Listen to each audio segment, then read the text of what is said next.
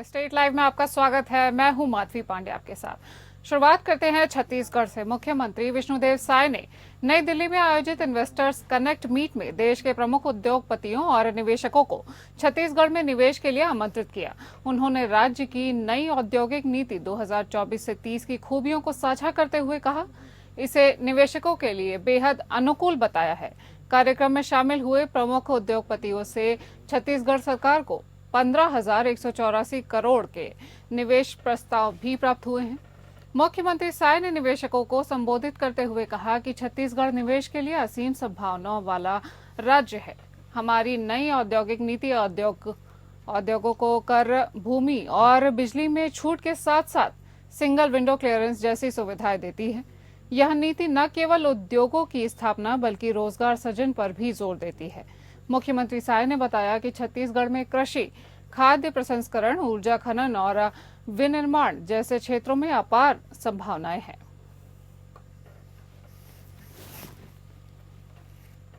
रायपुर के आरंग नगर पालिका परिषद में उप मुख्यमंत्री अरुण साव और सांसद ब्रजमोहन अग्रवाल के कर कमलों द्वारा 15 करोड़ रुपए के विकास कार्यों का लोकार्पण एवं भूमि पूजन किया गया। इस कार्यक्रम की अध्यक्षता आरंग के लोकप्रिय विधायक गुरु खुशवंत साहिब ने की। इस भव्य आयोजन में भाजपा पदाधिकारी, जनप्रतिनिधिगण, अधिकारी, कर्मचारी सहित बड़ी संख्या में क्षेत्रवासी उपस्थित रहे। इस अवसर पर उप मुख्यमंत्री अरुण साव ने अपने उद्बोधन में कहा कि छत्तीसगढ़ में मुख्यमंत्री विष्णुदेव साय जी के नेतृत्व में सुशासन की सरकार में हर नागरिक को विकास का लाभ मिल रहा है। हर जगह साय साय हो रहा है और आरंग इसका सटीक उदाहरण है। उन्होंने यह भी कहा कि पिछले 5 वर्षों की सरकार में जितना काम नहीं हुआ उतना हमारी सरकार ने मात्र 1 वर्ष में ही कर दिखाया है। अभी हमारे पास आगे 4 वर्ष और हैं जिनमें हम विकास की नई ऊंचाइयों को छुएंगे।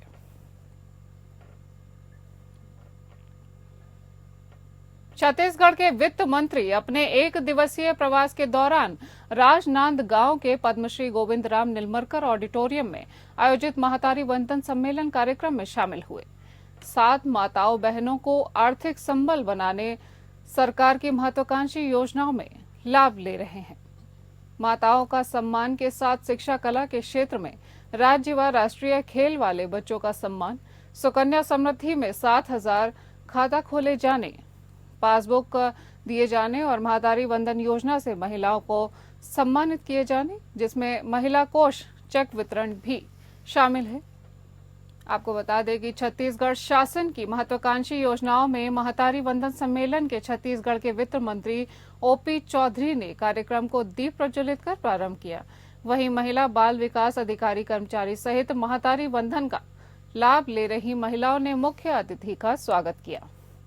ओपी चौधरी ने कहा कि भाजपा सरकार ने 70 लाख माताओं बहनों को लाभ देने का काम सरकार कर रही है। भाजपा सरकार 1 साल में सुशासन के तहत गांव गरीब के लिए योजना बनाकर महिलाओं का सम्मान देने का काम भाजपा सरकार कर रही है।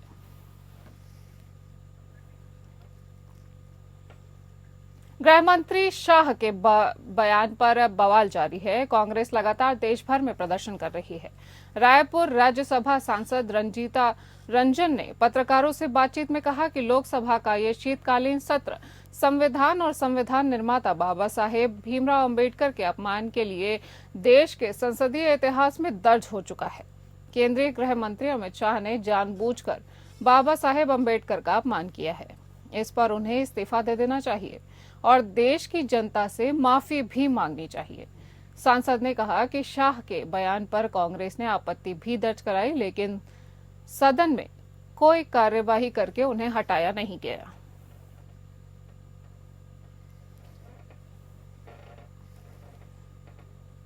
रायपुर में बाबा साहेब पर अमित शाह के बयान पर बवाल थमने का नाम नहीं ले रहा है। विपक्ष एक मुद्दे के रूप में इसे लेकर पूरे देश में प्रदर्शन तो कर ही रहा है, प्रेस कॉन्फ्रेंस करके इसे बाबा साहेब का अपमान भी बता रहा है। छत्तीसगढ़ भी इससे अछूता नहीं रहा। बीते 3 दिनों में एआईसीसी के निर्देश पर 2 राज्यसभा सांसद ने इस विषय में प्रेस कॉन्फ्रेंस की है। आज भी कांग्रेस ने प्रदर्शन किया और अंबेडकर की प्रतिमा के सामने धरना देते देते हुए अपना प्रदर्शन जारी रखा। केंद्रीय गृह मंत्री अमित शाह के इस्तीफे की मांग करते हुए माफी मांगने को भी कहा है। इस मार्च पास्ट में राज्यसभा सांसद फूलो देवी नेताम, जिला अध्यक्ष गिरीश दुबे समेत कांग्रेस के सभी पदाधिकारियों ने भाग लिया।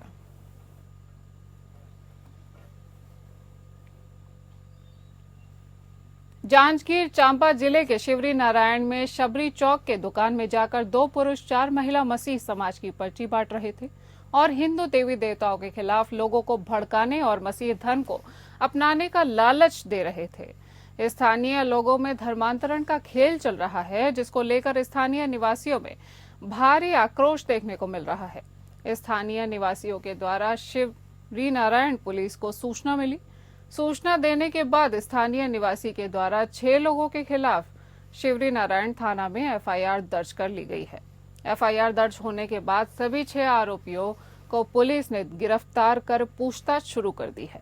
आरोपियों के द्वारा अपना जुर्म स्वीकार किया गया है। आरोपी के कब्जे में भारी मात्रा में मसीह धर्म की पर्चियां बरामद हुई हैं।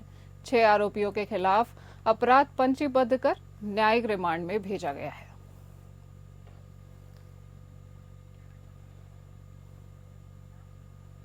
बात करेंगे मध्य प्रदेश की। मध्य प्रदेश के डबरा शहर में हुई बड़ी लूट की वारदात ने एक बार फिर सनसनी फैला दी है।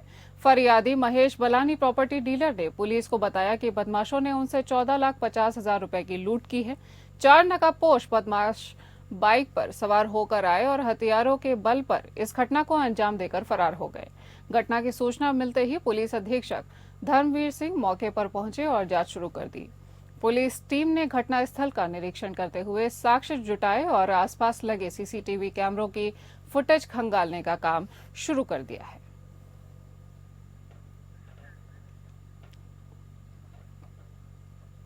मध्य प्रदेश के भोपाल के जहांगीराबाद इलाके में 2 पक्षों के बीच बड़ा विवाद हो गया। 2 पक्षों में झड़प हो गई है। इसके साथ ही पथराव किया गया और तलवारें भी लहराई गईं। इस झड़प में 6 लोग घायल हो गए हैं। घटना की खबर लगते ही मौके पर पहुंची पुलिस ने मोर्चा संभाल लिया है। माहौल खराब होते देख भारी पुलिस बल मौके पर तैनात किया गया है। इस दौरान एक महिला की पिटाई की खबर भी सामने आ रही है।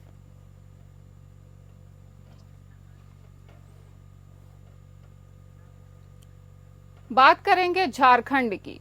रांची, जहां विधानसभा चुनाव 2024 के बाद बनी हेमंत सोरेन सरकार में मंत्री अपने कामकाज को लेकर काफी गंभीर है।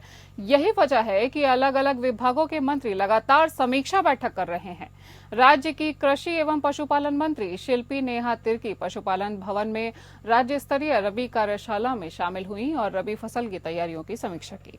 इस दौरान कृषि मंत्री ने कार्यशाला में आए जिला कृषि पदाधिकारियों से कुछ सवाल पूछे, जिसका जवाब नहीं देने पर मंत्री भड़क गईं। युवा कृषि मंत्री शिल्पी नेहा तिर्की ने सभी पदाधिकारियों को निर्देश दिया कि अगली बार से अधिकारी योजना से संबंधित पूरी जानकारी लेकर बैठक में आए। कृषि पशुपालन एवं सहकारिता मंत्री शिल्पी नेहा तिर्की ने कहा कि जब हमारे पदाधिकारियों को ही कृषि विभाग द्वारा संचालित योजनाओं से संबंधित जानकारी का अनुभव होगा, तभी लाभुकों तक जानकारी पहुंचेगी, वरना कैसे पहुंचेगी। प्रोजेक्ट भवन सभागार में उद्योग विभाग के मंत्री संजय प्रसाद यादव ने उद्योग विभाग के अधिकारियों के साथ समीक्षा बैठक की। अधिकारियों के साथ पहली बार समीक्षा बैठक करते हुए मंत्री संजय प्रसाद यादव ने समीक्षा बैठक के बाद कहा कि विभाग की परेशानी और उपलब्धता के बारे में आज विभागीय अधिकारियों के साथ चर्चा हुई है। राज्य में कैसे बड़े से बड़े उद्योग लगे, इस पर भी चर्चा की गई है।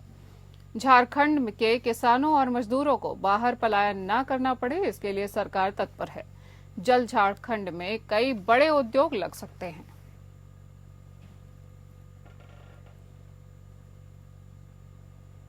संसद के शीतकालीन सत्र के दौरान राज्यसभा में देश के गृह मंत्री अमित शाह की बाबा साहेब भीमराव अंबेडकर को लेकर की गई टिप्पणी के खिलाफ कांग्रेस देश भर के सभी जिले में अंबेडकर सम्मान मार्च निकाल रही है। रांची में यह सम्मान मार्च कांग्रेस भवन से डीसी कार्यालय तक निकला, जिसमें प्रदेश अध्यक्ष केशव महतो, कमलेश सहित कई बड़े नेता शामिल हुए। पूर्व वित्त मंत्री रामेश्वर उरांव और प्रदेश मीडिया प्रभारी राकेश सिन्हा ने इसकी जानकारी दी। झारखंड कांग्रेस के पूर्व प्रदेश अध्यक्ष और विधायक रामेश्वर उरांव ने कहा कि राज्यसभा में गृह मंत्री अमित शाह ने बाबा साहेब भीमराव अंबेडकर के लिए जो अपमानजनक टिप्पणी की है वो दुर्भाग्यपूर्ण है। अब बीजेपी या अमित शाह इस पर जितना भी सफाई दें, इस बात से कोई फर्क नहीं पड़ता है, क्योंकि छुपा हुआ एजेंडा उजागर हो गया है और ये लोग बाबा साहेब और उनके बनाए गए संविधान से नफरत करते हैं।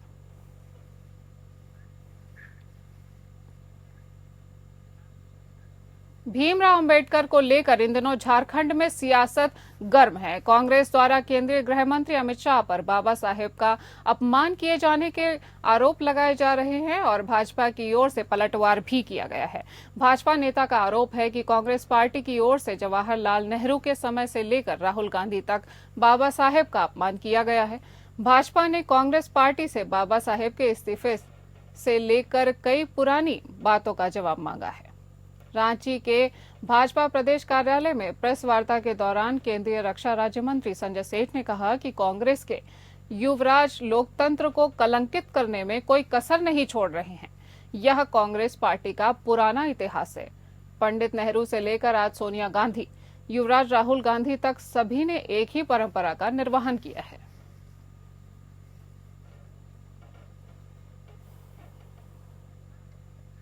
सरकार अपने नागरिकों को आर्थिक रूप से मजबूत और आत्मनिर्भर बनाने के लिए कई योजनाएं चला रही है, जिससे भारत के नागरिक सरकार की योजनाओं का लाभ ले सकें। देवघर जिले की बात करें तो पूरे जिले में इन दिनों सरकारी योजना की स्थिति काफी खराब चल रही है। ऐसा हम इसलिए कह रहे हैं क्योंकि सुदूर क्षेत्र में रहने वाले ग्रामीणों को सरकारी योजनाओं का लाभ लेने के लिए घूस देने की आवश्यकता पड़ रही है। देवघर जिले में राशन कार्ड प्रणाली योजना के माध्यम से लाभान्वित होने वाले हजारों लोगों को खाद्य सुरक्षा का लाभ नहीं मिल पा रहा है। बता दें कि सरकार ने राशन प्रणाली योजना की प्रक्रिया को और भी अधिक सरल और आसान बनाने के लिए ई-केवाईसी करने की सुविधा शुरू की है, लेकिन देवघर जिले में केवाईसी कराने के लिए लाभुकों को घूस देनी पड़ रही है। राशन कार्ड धारकों को ई-केवाईसी करवाना अनिवार्य है।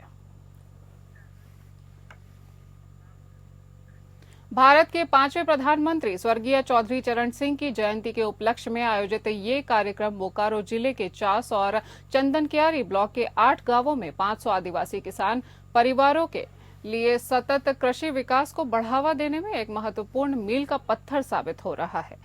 वेदांता ईएसएल, नाबार्ड और ग्रामीण सेवा संघ जीएसएस के सहयोग से परियोजना के तहत अत्याधुनिक ड्रिप सिंचाई सुविधाओं का उद्घाटन वेदांता ईएसएल के सीएसआर हेड कृणाल दरीपा ने किया है।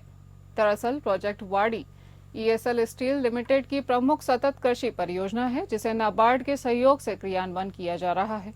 ईएसएल स्टील लिमिटेड का सीएसआर विभाग क्रियान्वयन एजेंसी ग्रामीण सेवा संघ के साथ साझेदारी में प्रोजेक्ट वाड़ी की देखरेख और सूक्ष्म प्रबंधन करता है। इस परियोजना का उद्देश्य आदिवासी और महिला किसानों को उनकी खेती में सतत कृषि और लिंग समावेश को लागू करने में मदद करना है। ये बोकारो जिले के अंतर्गत चास और चंदनकियारी ब्लॉक के 8 गांवों में 500 से अधिक आदिवासी किसान परिवारों को सकारात्मक रूप से प्रभावित करेगी। ईएसएल में कार्यरत हूँ। तो आज जो कि किसान दिवस का एक शुभ मुहूर्त भी है, हम लोग का इस किसान लोगों का आय बढ़ाने का एक मकसद भी है, जिसके साथ हम प्रोजेक्ट वाड़ी को हम यहाँ पे कार्यरत लगाए हैं और ग्राउंड चल रहा है। तो हम लोग 450 एकड़ लैंड में हम लोग वाड़ी प्रोग्राम को चला रहे हैं नाबार्ड के साथ में, और जीएसएस अपना इम्प्लीमेंटिंग पार्टनर है।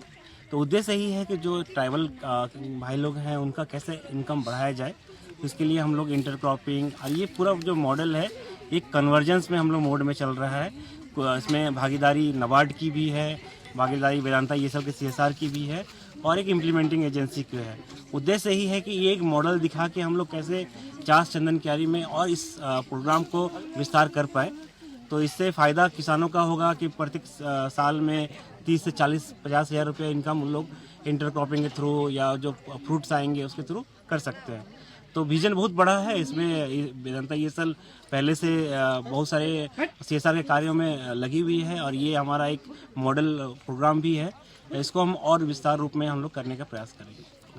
बात करेंगे महाराष्ट्र की। महाराष्ट्र के उल्लासनगर में एक दिल दहला देने वाली घटना सामने आई है, जहां नशे में धुत दो युवकों ने साड़ी दुकानदार पर चाकू से हमला कर दिया। इस हमले में दोनों दुकानदार गंभीर रूप से घायल हो गए हैं, जिनका इलाज कल्याण के निजी अस्पताल में चल रहा है। घटना सीसीटीवी कैमरे में कैद हो चुकी है। पुलिस ने सीसीटीवी फुटेज के आधार पर मामला दर्ज कर जांच शुरू कर दी है। मिली जानकारी के अनुसार उल्लासनगर के हीरा मैरिज हॉल के पास स्थित दीपक साड़ी की दुकान में शनिवार शाम नशे में धुत दो युवक दुकान में आए और काले रंग की साड़ी दिखाने को कहा। जब दुकानदार ने बताया कि इस रंग की साड़ी उपलब्ध नहीं है और वाइन कलर की साड़ी दिखाई, तो युवक ने साड़ी को हाथों में लेकर फेंक दिया और गाली गलौज करने लगे। विवाद बढ़ने के बाद युवकों ने दुकानदार दीपक बेहरानी और गोविंद बेहरानी पर चाकू से हमला कर दिया। घटना की पूरी वारदात दुकान के सीसीटीवी फुटेज में कैद हो चुकी है।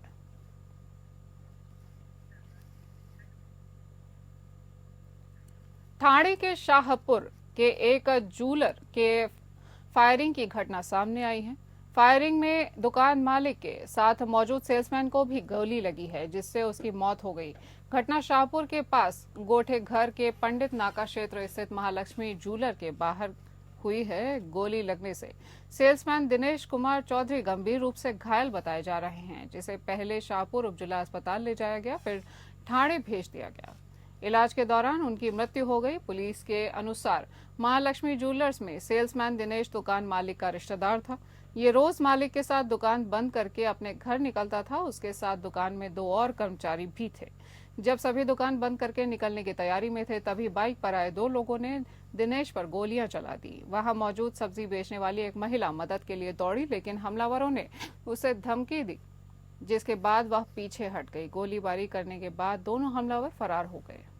भारत के पूर्व प्रधानमंत्री भारत रत्न चौधरी चरण सिंह की 122वीं जयंती पूरे देश में मनाई गई। राष्ट्रीय लोक दल सोनभद्र के कार्यकर्ताओं द्वारा सिंचाई डाक बंगला रॉबर्ट्सगंज पर चौधरी साहब की मूर्ति पर माल्यार्पण किया गया। मुख्य अतिथि के रूप में संगठन महामंत्री प्रयागराज श्रीकांत त्रिपाठी ने चौधरी चरण सिंह को भारतवर्ष का सबसे बड़ा किसान हितैषी नेता बताया। किसानों के हित में किए गए उनके कार्यों पर प्रकाश डालते हुए त्रिपाठी ने कहा कि चौधरी साहब ने भारतीय राजनीति के केंद्र में किसान और कृषि कार्य दोनों को स्थापित किया था। उसी क्रम में हमारे राष्ट्रीय अध्यक्ष जयंत चौधरी इस समृद्ध राजनीतिक विरासत को आगे बढ़ा रहे हैं। गृह मंत्री अमित शाह के डॉक्टर भीमराव अंबेडकर पर दिए गए बयान पर राजनीतिक गलियारे चर्चाओं को लेकर गर्म है। दलित समाज में बयान के क्या मायने हैं, ये बात तो सभी जानते हैं और जिसका विरोध जमीनी स्तर पर भी दिखाई देने लगा है।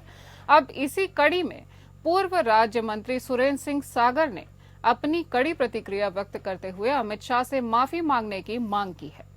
रामपुर में पूर्व राज्य मंत्री सुरेंद्र सिंह सागर ने कड़ी प्रतिक्रिया व्यक्त करते हुए गृह मंत्री अमित शाह के द्वारा डॉक्टर भीमराव अंबेडकर पर दिए गए बयान की आलोचना की है। साथ ही उन्होंने गृह मंत्री से इस मुद्दे पर माफी मांगने की बात कही है। उनका कहना था कि दलित समाज के लिए बाबा साहेब भगवान से कम नहीं है।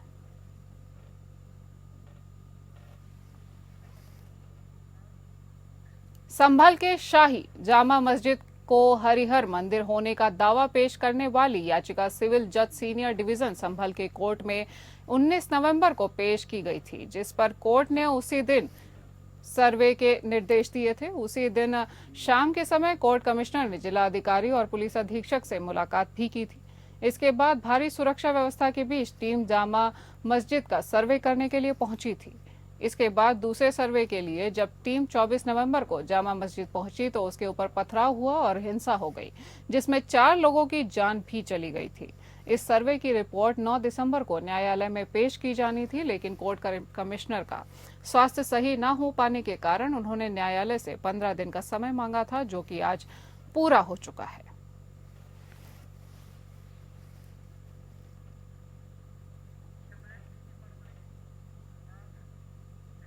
महाराजगंज के सोनौली बॉर्डर पर कस्टम विभाग ने करीब 3120 किलो चाइनीज आम की खेप को सीज किया है, जो नेपाल से भारत लाई जा रही थी। कस्टम विभाग ने इस खेप की जांच की, जिसके बाद प्लांट क्वारंटाइन ऑफिसर ने इन आमों को इंसानों के लिए अनुपयुक्त और स्वास्थ्य के लिए हानिकारक घोषित कर दिया है। इसके बाद कस्टम विभाग के डिप्टी कमिश्नर की मौजूदगी में इनामों को नष्ट भी कर दिया गया है।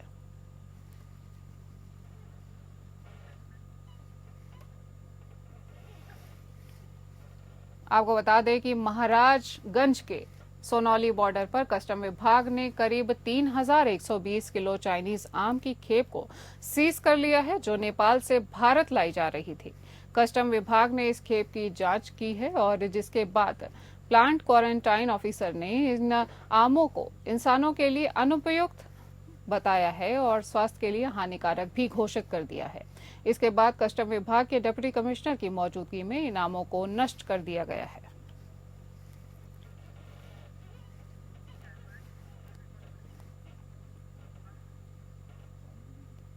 बरेली में आईएमसी पार्टी द्वारा डीएम कार्यालय पहुंचकर प्रदर्शन करते हुए संभल और बांग्लादेश में अल्पसंख्यकों पर हो रहे अत्याचार के विरोध में राष्ट्रपति को संबोधित ज्ञापन सिटी मजिस्ट्रेट को दिया गया। ज्ञापन देने के दौरान बताया गया कि बांग्लादेश में हिंदू अल्पसंख्यकों के साथ अत्याचार किया जा रहा है। जो लोग भी ऐसा कर रहे हैं उनके खिलाफ सख्त कार्यवाही की जाए। साथ ही उनके द्वारा संभल में हुए बवाल मामले में मुस्लिम अल्पसंख्यकों को बेवजह परेशान करने और पुलिस प्रशासन पर बेगुनाहों पर गोली चलाने का आरोप लगाते हुए कार्यवाही की मांग भी की गई।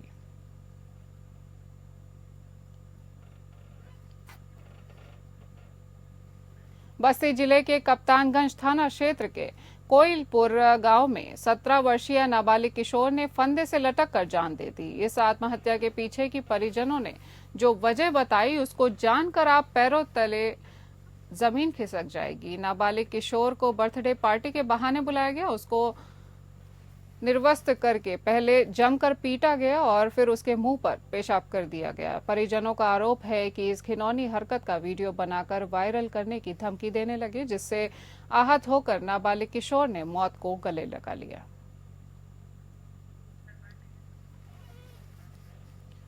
उत्तर प्रदेश के संभल जिले में तीर्थ और कुओं पर मुख्यमंत्री योगी आदित्यनाथ के विधानसभा में दिए गए बयानों का असर साफ दिख रहा है। मंगलवार को संभल में एक और कुआं मिला है। सैकड़ों साल पुराने कुएं को मिट्टी और कूड़े से पाट दिया गया था। कुएं की खुदाई के लिए नगरपालिका के कर्मचारी पहुंचे तो दो समुदाय के लोग आमने सामने आ गए। एक पक्ष ने अपना रास्ता बताया तो दूसरे ने कहा कि यह उनकी आस्था का प्रतीक है। इसके बाद मौके पर पहुंची पुलिस की मौजूदगी में कुएं की खुदाई की जा रही है। पूरा मामला संभल कोतवाली के लाडम सराय का है।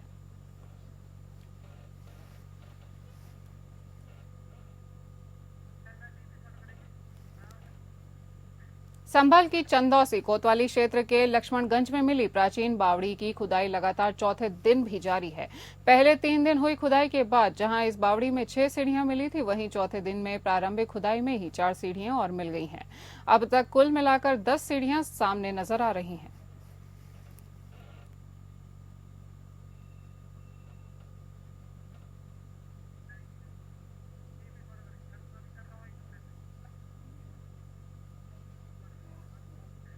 कानपुर देहात के मंगलपुर थाना क्षेत्र अंतर्गत चंदकुरा गांव में उस समय सनसनी फैल गई जब एक महिला का संदिग्ध परिस्थितियों में घर के अंदर शव लटका हुआ मिला।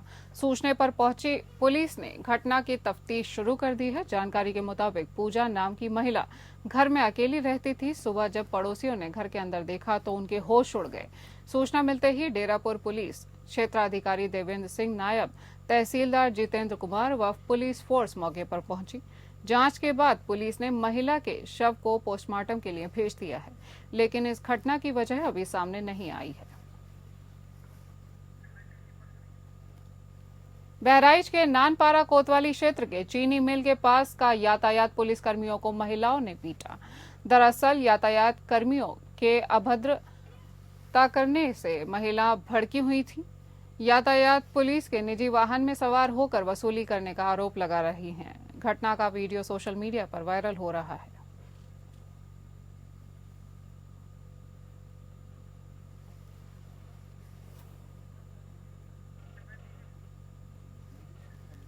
लखनऊ में इंडियन ओवरसीज बैंक के 42 लॉकर तोड़कर करोड़ों के आभूषण सहित अन्य कीमती सामान चोरी करने वाले गिरोह के 2 और बदमाशों के साथ यूपी पुलिस की मुठभेड़ हुई थी। लखनऊ के किसान पथ पर पुलिस और आरोपियों के बीच हुई इस मुठभेड़ में 25,000 के इनामी बदमाश सोबिंद कुमार को गोली लगी थी और पुलिस ने उसे अस्पताल में भर्ती कराया था, जहां इलाज के दौरान उसकी मौत हो चुकी है। उसके साथ मौजूद एक अन्य आरोपी मौके से भागने में कामयाब रहा। लखनऊ पुलिस की 24 घंटे के अंदर बैंक में चोरी करने वाले गिरोह के साथ यह दूसरी मुठभेड़ थी, जो गाजीपुर के गहमर थाना अंतर्गत बिहार बॉर्डर पर हुई थी। इस बुलेटिन में इतना ही। नमस्कार।